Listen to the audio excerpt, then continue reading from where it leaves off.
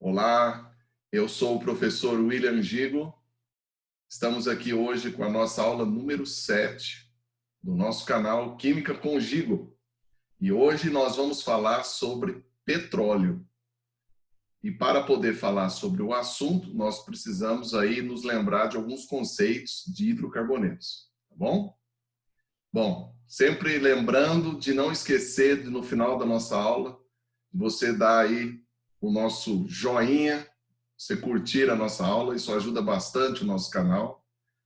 Não esqueça também de apertar o sininho, se inscrever no nosso canal, para que toda vez que a gente publique uma nova aula, você seja notificado, tá bom? Vamos lá?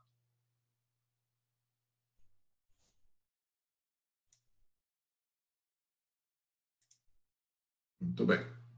Então tá aí, nós vamos falar hoje sobre petróleo. Primeiro, precisamos aí uma questão de definição, né? Da onde vem o petróleo? Então, o petróleo é um óleo natural de coloração escura, constituída quase que exclusivamente por hidrocarbonetos. Bom, como ele é obtido a partir da degradação de matéria orgânica, de restos de animais e vegetais, ele pode apresentar aí uma série de substâncias que vão aparecer impregnadas no petróleo. Por sinal, a qualidade de um petróleo está justamente pela quantidade desses minerais que aparecem impregnados no petróleo, que dificultam a obtenção dos seus derivados. Tá bom? Bom, as jazidas são localizadas ou em regiões secas, né? Ou em regiões marítimas. Tá bom? Então, aí nós precisaremos de uma plataforma para poder fazer a extração desse petróleo. Tudo bem? Bom, uma vez retirado o petróleo, ele vai ser levado para uma refinaria, onde ele vai sofrer um fenômeno extremamente importante, que também é muito cobrado em prova. Como que nós tiramos os constituintes do petróleo? Nós fazemos isso através de um fenômeno chamado de destilação fracionada. Está lembrado?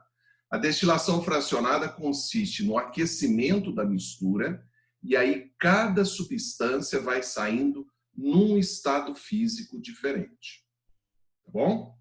Só que os derivados de petróleo não sairão substâncias puras. Os derivados de petróleo, nós vamos tirar misturas. Tá bom?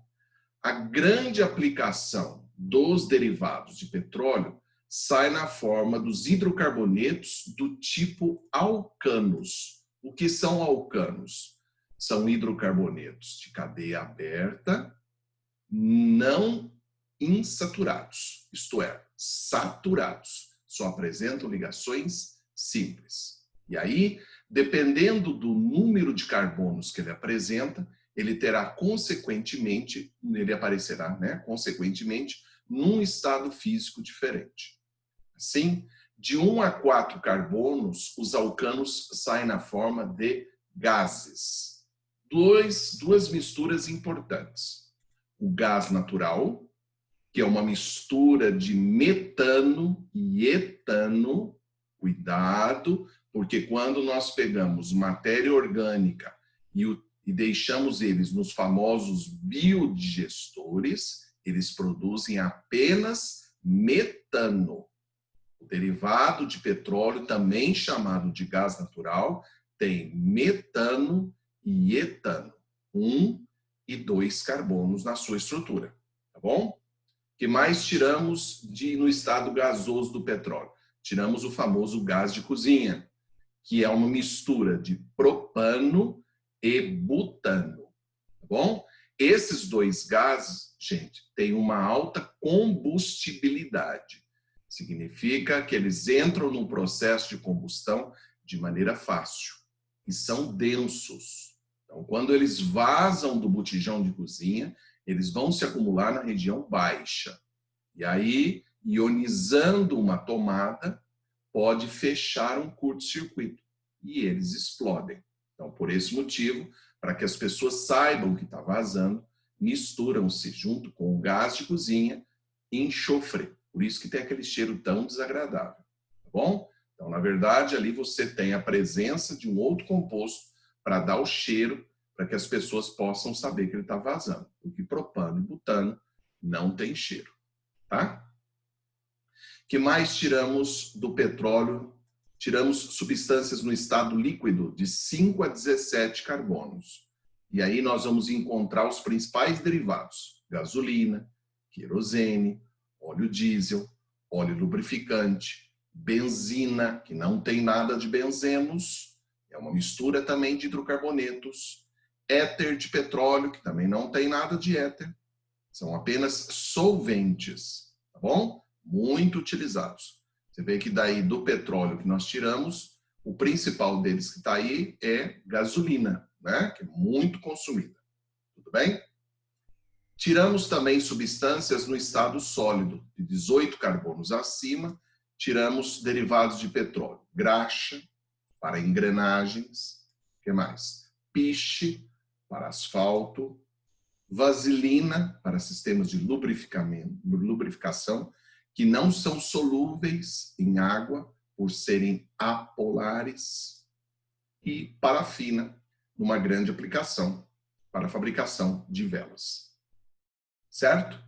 Então você vê aí que do petróleo nós tiramos uma grande quantidade de compostos que nós convivemos com eles 24 horas por dia, não é? Então nós temos quase tudo isso aí de aplicação para o nosso cotidiano. Então são substâncias de extrema importância, derivados do processo de destilação fracionada do petróleo. Tá bom? Um outro ponto importante que a gente precisa destacar aqui a respeito do petróleo é a questão do chamado índice de octanagem. Você vê que quando você chega em postos de gasolina, sempre existem vários tipos de combustíveis. E se você perguntar, eles vão explicar para você que esses combustíveis têm várias possibilidades de octanas, isto é, índices de octanagem diferentes. O que significa o índice de octanagem? É o ponto em que ele vai explodir dentro do cilindro, dentro do motor. Quando o motor, o cilindro, se move, ele comprime a mistura. E ao comprimir, ela explode. Antes de que ocorra o faiscamento dado pela vela, ele explode e o cilindro se movimenta. Então nós queremos saber onde que ele vai se movimentar, onde que ele vai explodir. Na verdade, o cilindro deve aproveitar, o pistão deve aproveitar o máximo do cilindro. Se ele não aproveitar, significa que o consumo de combustível é maior. Então, para poder medir essa posição, nós fazemos uma mistura. E essa mistura é utilizada como referencial. Veja bem, muitas questões de vestibular, eles perguntam se a gasolina tem um índice de octanagem 80, é porque tem 80% de isoctanos. Precisa tomar muito cuidado com isso. Presta atenção. Nós queremos medir a posição da explosão do combustível dentro do cilindro. Então, nós vamos fazer 2 cilindros. Num cilindro, nós colocamos a gasolina, no outro cilindro, nós vamos colocar uma mistura de heptanos e isoctanos. O heptano, uma cadeia normal, o isoctano, na verdade, é o 2,2,4-trimetilpentano. Bom? Qual é a característica dos dois? O heptano, se você aumentar a pressão sobre ele, ele explode. Ele entra em combustão. Se você fizer isso com o isoctano, não, ele suporta mais a compressibilidade, tá? Então, nós vamos fazer uma mistura dos dois. Num cilindro, você vai colocar a gasolina, no outro cilindro, você vai colocar uma mistura de heptanos e isoctanos. Quando você baixar o pistão e eles explodirem no mesmo lugar, você vai dizer que a gasolina tem um índice de octanagem correspondente à porcentagem de isoctanos. Isto é, quando você fala a gasolina tem um índice de octanagem 80, significa que ela explode no mesmo lugar que se ao invés de gasolina tivéssemos uma mistura de 80% de isoctanos e 20% de heptanos. Tá bom? O heptano e o isoctano aparecem na mistura da gasolina. Como eu disse para vocês, os derivados de petróleo são misturas, não são substâncias puras. Tá bom? Essas duas substâncias aparecem lá, misturados entre os diversos compostos da gasolina.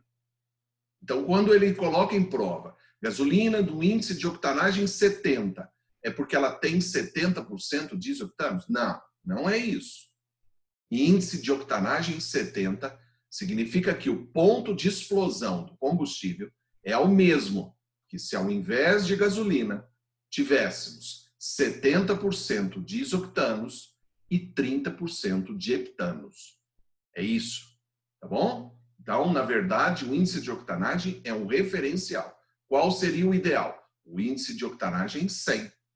É aquele que ele suportaria mais o processo de compressão e aproveitaria mais o pistão dentro do cilindro, tá? Qual seria a pior gasolina possível? O índice de octanagem 0. Não tem nada de isoctano e 100% de heptanos. Isso significaria que a primeira compressão que ela desse, ele já explodiria. E aí ele ficaria puxando mais combustível para dentro do motor. Tá bom? Quanto maior o índice de octanagem, mais ele aproveita o cilindro, menos combustível ele consome. Por isso que nós encontramos diversos tipos de gasolina no posto. Tá bom? São gasolinas onde aumenta-se o índice de octanagem para que ele consuma menos e automaticamente acaba custando mais caro. Tá bom?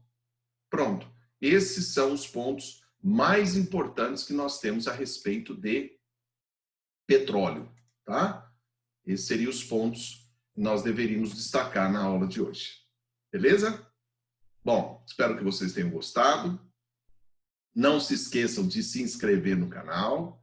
Não se esqueçam de deixar o joinha aí para nós. E também não deixe de colocar aí para nós algumas sugestões, para que a gente saiba aí quais são os assuntos que vocês têm mais dificuldade, que a gente precisa montar uma aula aí para fazer esses comentários para vocês. Tá bom? Esse canal é exclusivamente para ajudar vocês a fazerem bons vestibulares. Beleza? Eu fico por aqui. Eu sou o professor William Gigo e esse é o canal Química com Gigo. Até mais. Fiquem com Deus.